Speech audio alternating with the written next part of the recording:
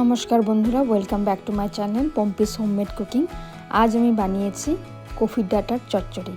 কফির ডাঁটার চচ্চড়ি বানানোর জন্য আমি ফুলকপি ডাঁটাগুলোকে কেটে নিয়েছি। এর সাথে নিয়েছি আলু, বেগুন আর মূলো। এগুলোকে ভালো করে কেটে, ভালো করে ধুয়ে, পরিষ্কার করে কিছুক্ষণ ফুটিয়ে নিয়েছি।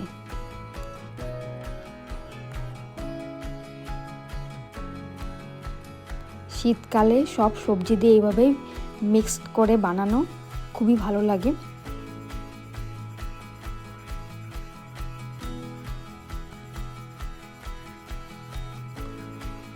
সবজিগুলোকে এখন জল থেকে উঠিয়ে নিলাম। এখন সরষের তেল দিয়ে তার মধ্যে দিয়ে দিয়েছি 5 ফোড়ন।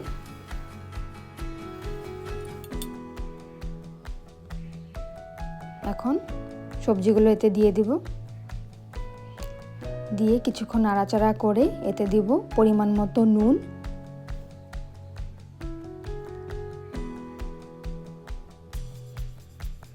হলুদ গুঁড়ো,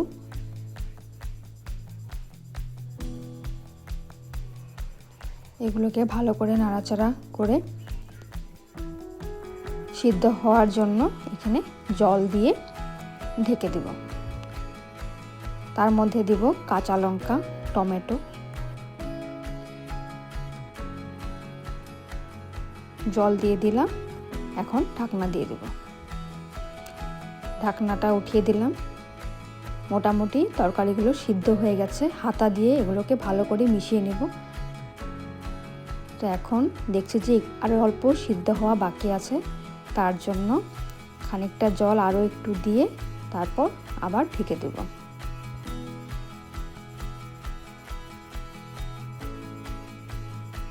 এখন হয়ে গেছে, ঢাকনা সরিয়ে দিলাম।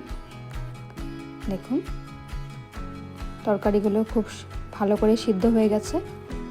এরপর ধনেপাতা ছড়িয়ে ভালো করে মিশিয়ে নিচ্ছি। আমাদের কফি ডাঁটার চচ্চড়ি রেডি।